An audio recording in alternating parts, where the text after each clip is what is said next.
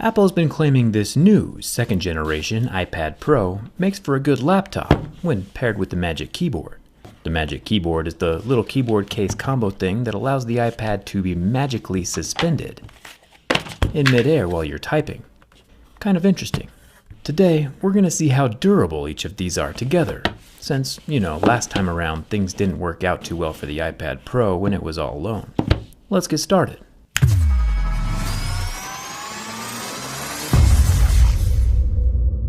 So the iPad Pro starts at $800, and the keyboard itself costs about $300, so we're definitely already in the laptop price range. Not a whole lot has changed since the 2018 version of the iPad Pro.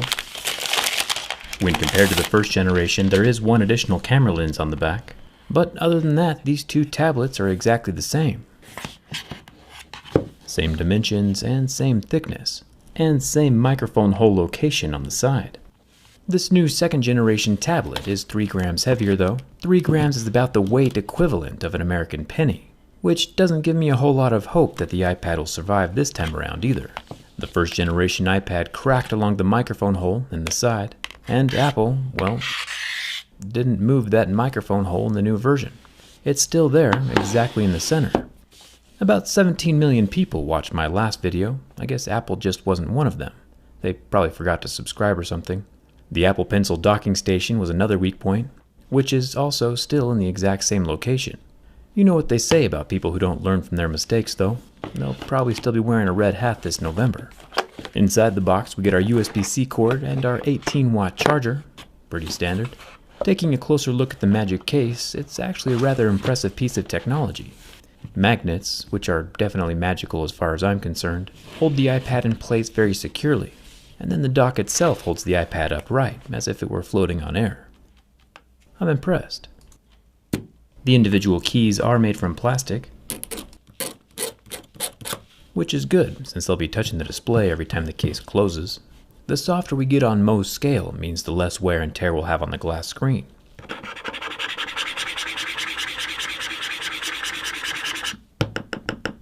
The palm rests have more of a rubber coating, and the trackpad is unscratched.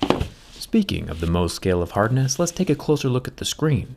The top surface is incredibly thin. You can see the display underneath distort a little bit as I press down with my tools.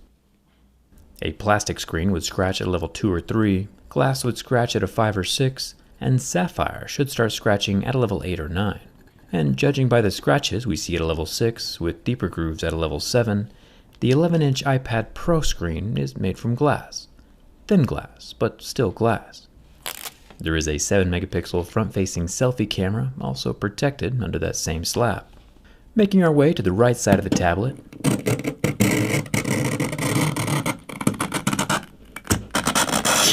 the whole thing is made from aluminum, except for the plastic docking station for the Apple Pencil. The plastic allows the pencil to charge, and the built-in magnets on the side are what hold the Apple Pencil in place. Down at the bottom of the iPad we have more metal, along with the dual bottom speakers and USB-C charging port. The left side is empty, except for the fatal microphone hole, just chilling there like the exhaust port on the Death Star. The top has 2 more speaker slots, 2 microphones, and a metal power button. All of the buttons on the iPad Pro are made from metal. The little golden circles on the back are for transmitting power and information between the dock attachments. The cameras over here on the back are rather interesting. There are 2 main cameras this time around, a 12-megapixel normal camera and a 10-megapixel ultra-wide camera, joined off to the side with a 3D LiDAR depth sensing camera. Apple is still yet again claiming to use sapphire on their camera lenses, but as we can see there is still damage at levels 6, 7, and 8. Where pure sapphire would not incur these grievances until levels 8 or 9.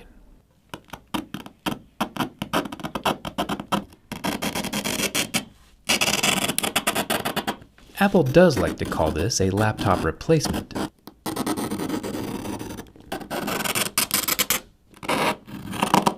Even though not all apps can multitask. And the mobile file management is rather underwhelming.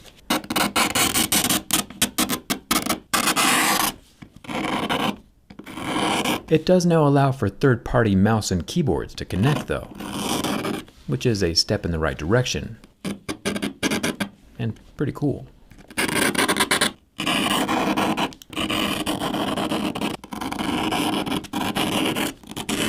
Another thing that's pretty cool is the American bald eagle. These guys used to be endangered here in the United States, but not anymore. They can live for 25 years in the wild, and there are an estimated 150,000 now living in North America. Anyway, I think the iPad is pretty great for drawing stuff. It's been a while since we've had an art class with Jerry. Some people might not appreciate fine art like we do though, and these some people might want to protect against scratches or hide scratches altogether. The nice thing about skin is that you can protect the outside of the iPad Pro with what's on the inside. This is an exact representation of the iPad's internals, with a couple little Easter eggs, like the no bin test warning here on the battery, which I'll be disregarding in just a minute. It's also got the A12Z processor location and the 4-speaker audio system, and it even still works with the Magic Keyboard. I'll leave a link for my teardown skin with dBram down in the video description. Now, the screen of the iPad Pro is the exact same as the one from 2 years ago. A massive 11-inch 1668 by 2388 pixel display with a 120Hz refresh rate, kind of like the 4K NanoCell TV I talked about in my last video. After 11 seconds, the IPS LCD that Apple calls Liquid Retina goes black, but does eventually recover. I'll go ahead and peel off the skin, since we want the test to be fair and I'm sure my skin adds a few hit points.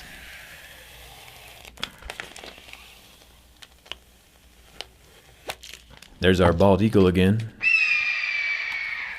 America. We'll start by bending the second generation iPad Pro inside the Magic Keyboard case, just to see what kind of structural protection it offers. This case weighs twice as much as the iPad itself, tripling the iPad's overall weight when it's attached. And it already feels more sturdy. When bending from the back and the front, the iPad inside its Magic case is solid, and very well protected in a cocoon of comfort. Speaking of cocoons, which are magical all by themselves, I want to see what the magic inside the Magic case looks like. I can peel back the leathery peeling folio cover to reveal a bunch of white plastic. The exterior is much more difficult to peel away. Apple's glue is pretty intense. I guess I could always just buy one of MKBHD's cool little green magnet paper things. But finding the magnets manually is a bit more exciting.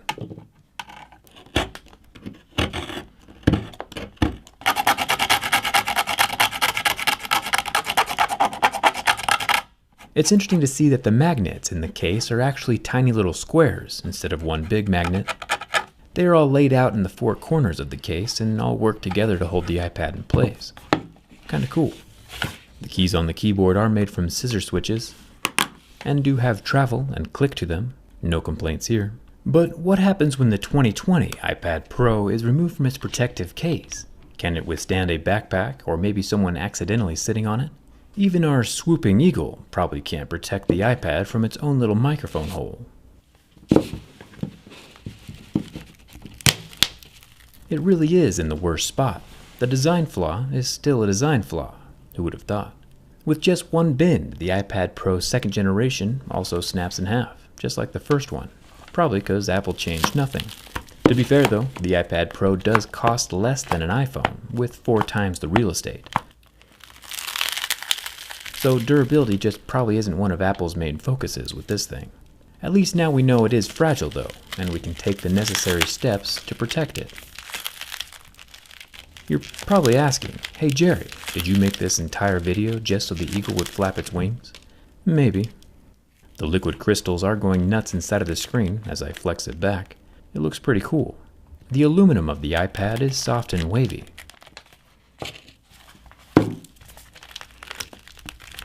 It's interesting that this time around the microphone hole tore open as expected, but the Apple Pencil dock remained intact. Last time it crinkled as well. The lightning show from the leaking liquid crystals looks pretty cool. Let's pop off the psychedelic screen, and even when it's completely removed, the iPad is still going nuts. We can see the battery pouches and the speakers, just like they were laid out with the teardown skin. When compared to other Apple products, I feel like the iPad Pro is pretty fairly priced. I had hoped that they would make it more durable this time around, but inexpensive cases do exist, and in this particular instance, I would highly recommend getting one. Not necessarily the $300 Magic case, but it is nice to know that the Magic can hold its own. Do you think it's important for the iPad Pro to be durable? Let me know down in the comments. Anyway, I'm gonna go wash the glass out of my fingers, so make sure to hit that subscribe button if you haven't already. Come hang out with me on Instagram and Twitter. The link to the iPad teardown skin is in the video description down below. And thanks a ton for watching. I'll see you around.